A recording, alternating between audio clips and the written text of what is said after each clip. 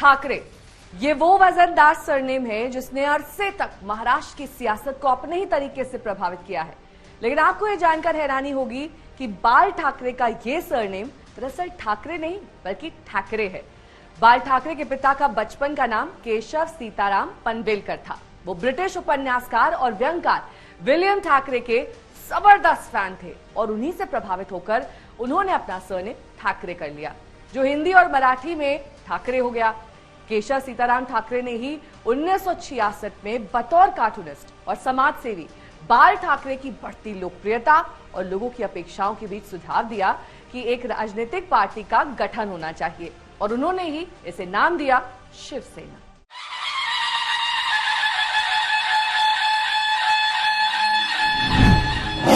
बाल केशव ठाकरे। शिवसेना बनने की कहानी का पहला सिरा जुड़ता है मार्मिक से।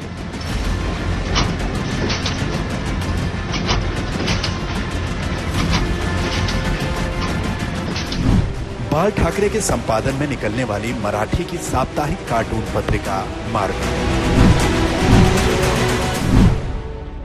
यूं मार्मिक की शुरुआत से पहले ही बतौर कार्टूनिस्ट बाल ठाकरे का काफी नाम था।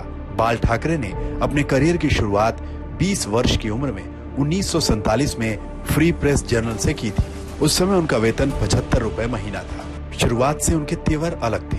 नतीजा, कभी टेलीफोन ऑपरेटर के पास में बैठने से होने वाला व्यवधान, तो कभी कार्टून में कुछ राजनेताओं को बख्शने की संपादक की सलाह से नाराज होकर उन्होंने फ्री प्रेस जर्नल से इस्तीफा दे दिया।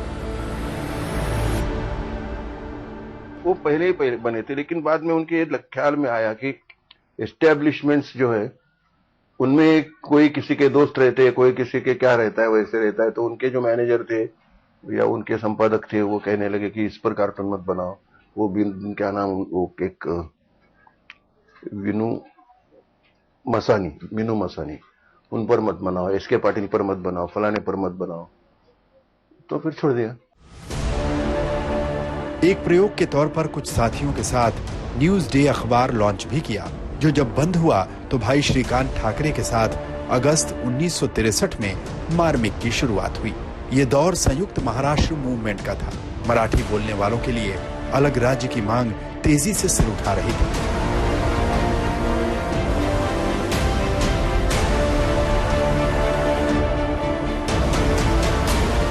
बाल ठाकरे के धारदार कार्टूनों और व्यंग्यात्मक संपादकीय टिप्पणियों के चलते मराठी मानुष के जज्बात जुड़ते चले गए। मार्मिक और बाल ठाकरे दोनों की लोकप्रियता बढ़ने लगी। एक दिन बाल ठाकरे के दोस्त श्रीकांत गडकरी ने उन्हें एक टेलीफोन डायरेक्टरी दिखाई। मकसद ये बताना था कि मुंबई के सरकारी दफ्तरों में टॉप पोजीशंस पर गैर मराठी ही है। आहत बाल ठाकरे ने मार्मिक में एक कॉलम शुरू कर ऐसे लोगों की लिस्ट छापनी शुरू कर दी।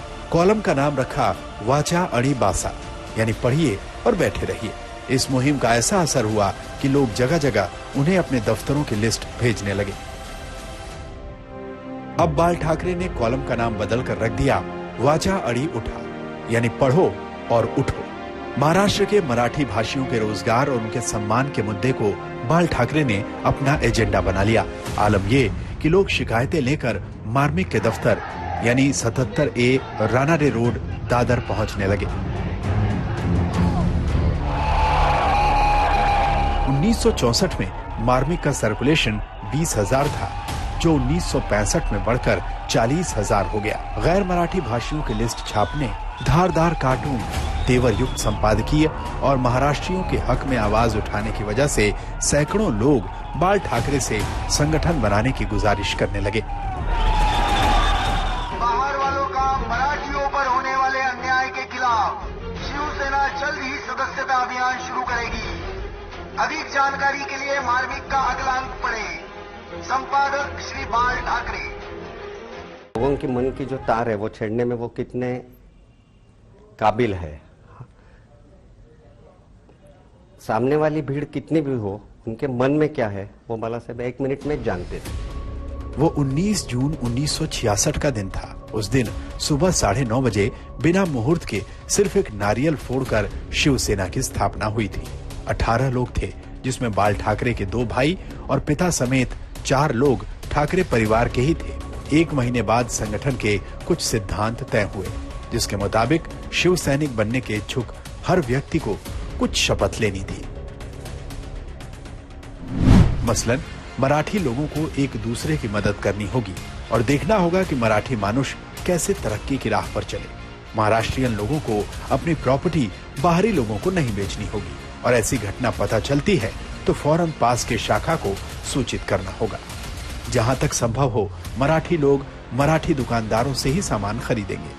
मराठी त्योहारों को बड़ी संख्या में मराठी भाषियों के बीच मनाया जाएगा। महाराष्ट्र में मराठी लोगों का सम्मान नहीं किया जाएगा, मान नहीं रखा जाएगा तो कहाँ रखा जाएगा? पंजाब में, बंगाल में, गुजरात में, उत्तर प्रदेश में, कहाँ? बिहार में। जैसे कि इन लोगों को उनका प्रांत का अभिमान है, राज्य का अभिमान है, वैसे हम कर रहे हैं। हजारों लोगों ने ये शपथ लेकर शिवसेना ज्वाइन की। दिलचस्प ये कि शिवसेना के गठन का औपचारिक ऐलान मुंबई के रविंद्र नाट्य मंदिर में एक भव्य कार्यक्रम में हुआ, जहां मुख्य अतिथि के रूप में महाराष्ट्र के मुख्यमंत्री वीपी नाइक आए थे। और फिर 30 अक्टूबर 1966 को एक नए इतिहास की शुरुआत हुई, जब शिवाजी पार्क से पार्टी की सालाना दशहरा रैली की शुरुआत हुई। नाम दिया गया अन्याय के खिलाफ रैली।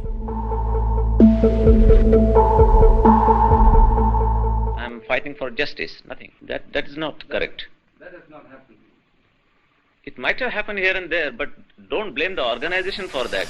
बाल ठाकरे के दोस्त प्रोफेसर डीवी देशपांडे ने उन्हें सलाह दी कि कार्यक्रम किंग जॉर्ज हाई स्कूल के ग्राउंड में हो, क्योंकि शिवाजी पार्क बहुत बड़ा है। बाल ठाकरे ने जवाब दिया कि अब ऐलान कर दिया है, इसलिए जगह नहीं बदली जा सकती। इस रैली को सफल बनाने के लिए शिव सैनिकों ने महाराष्ट्र मंडल और जिम्नेजियम वालों को भी जोड़ा।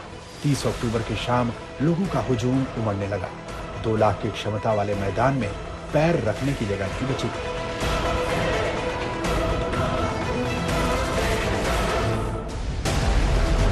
बाल ठाकरे के पिता प्रबोधनकार कभी बाल ठाकरे को संगीतकार बनाना चाहते थे। वो सामने बैठी भीड़ को बाल ठाकरे की सियासी धुन पर मोहित होते देख रहे थे।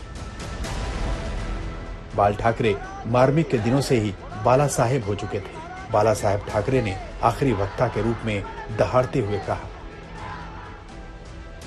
महाराष्ट्र में कभी बिना अथक परिश्रम, संघर्ष और त्याग के कुछ हासिल नहीं किया है, इसीलिए ये हमें करना ही होगा। मराठी मानुष अब जाग चुका है, वो अब अन्याय को सहन नहीं करेगा। महाराष्ट्र सरकार इस बात को जल्दी समझ ले, क्योंकि ऐसा न हो कि कहीं बहुत देर हो जाए। बाल ठाकरे के उत्तेजक भाषण में मराठियों के रोजगार छीनने के लिए दक्षिण भारतीय भी निशाने पर आए। आलम ये कि भाषण सुनने के बाद युवाओं का खून उबल रहा था।